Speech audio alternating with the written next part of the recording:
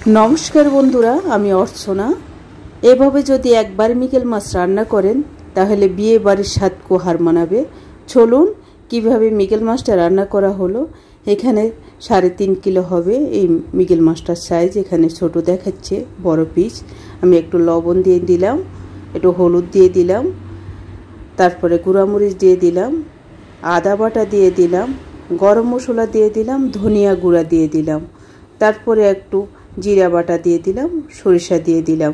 প্রথমে মাছটাকে ভালো করে ধুয়ে নিই। ধুয়ে নেওয়ার পর সমস্ত মশলা দিয়ে তেল দিয়ে ভালো করে ম্যারিনেট করে রেখে দিলাম 10 মিনিট।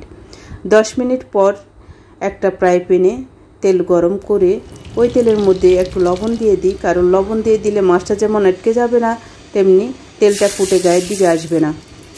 প্রত্যেকটা মাছ একটা একটা করে ফ্রাই প্যানে দিয়ে দিলাম।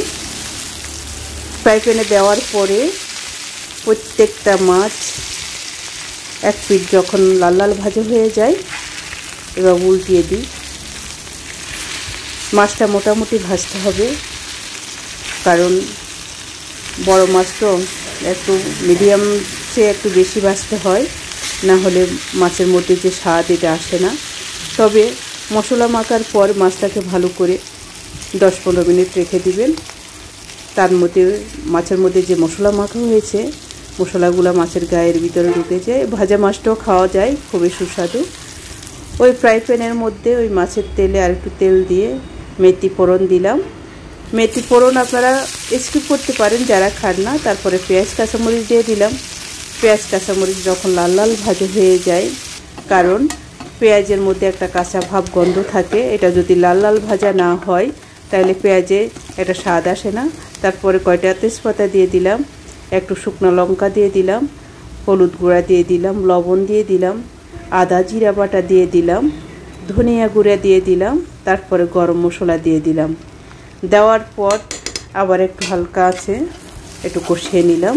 এর মধ্যে আমি একটু জল ছিটিয়ে দিই, কারণ গুঁড়া মশলা তো পোড়া যাবে। অল্প জল ছিটিয়ে দিয়ে আবার একটু কষিয়ে নিলাম। ভালো করে কষিয়ে নেওয়ার পর যখন একদম কষা হয়ে আসে, তারপরে বাটা একটু দারচিনি এলাচ দিয়ে দিই। আমি বাটা মশলা বেশি ব্যবহার করি। তারপরে ফুটন্ত গরম জল দিয়ে দিই।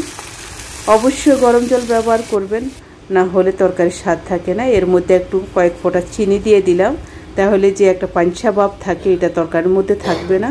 তরকারি যখন ভালোভাবে ফুটে আসে তখন মাছগুলা দিয়ে দিলাম, যাতে মাছগুলা, এখানে জল বেশি না, মাছগুলা দিয়ে দিলাম। তারপরে একটু বাটা মশলা দিয়ে দিলাম, জিরা এবং গোলমরিচ। রান্না করার সময় যদি শেষ দিকে যদি একটু বাটা মশলা, যারা জিরা খান বা গোলমরিচ খান, দিয়ে দেন, তাহলে তরকারির ফ্লেভারটা অন্যরকম আসে। বলে বোঝানো যাবে না তরকারির যে অন্যরকম ফ্লেভার আসছে। কালারটা এখানে একটু অন্যরকম দেখাচ্ছে, কিন্তু অসম্ভব সুন্দর কালার ছিল, খুবই সুস্বাদু হয় এভাবে। এরকম করে আমি 3 থেকে 4 মিনিট একটু ফুটিয়ে নেব।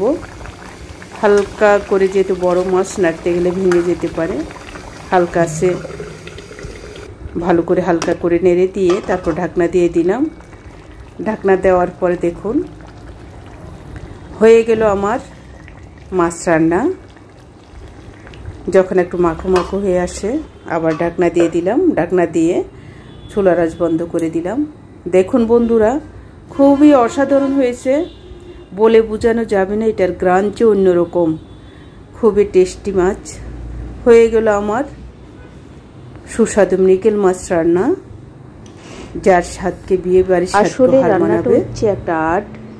আপনি রান্নার জন্য একটা নির্দিষ্ট ধৈর্যের প্রয়োজন আছে, কারণ আপনি রান্না করতে গেলে যদি তাড়াহুড়া করেন, অন্যমনস্ক থাকেন, তাহলে আপনার রান্না ভালো হবে না। যে কোনো রান্না, যে কোনো খারাপ জিনিসকে আপনি মনের মাধুরী দিয়ে যদি রান্না করেন, রান্নাটা স্বাদ হতে বাধ্য। নমস্কার বন্ধুরা, আমি অর্চনা। আশা করি আমার ভিডিওটা ভালো লাগবে। ভালো লেগে থাকলে অবশ্যই লাইক, কমেন্ট, শেয়ার করে পাশে থাকবেন। আবার দেখা হবে পরের ভিডিওতে। ততক্ষণে ভালো থাকবেন।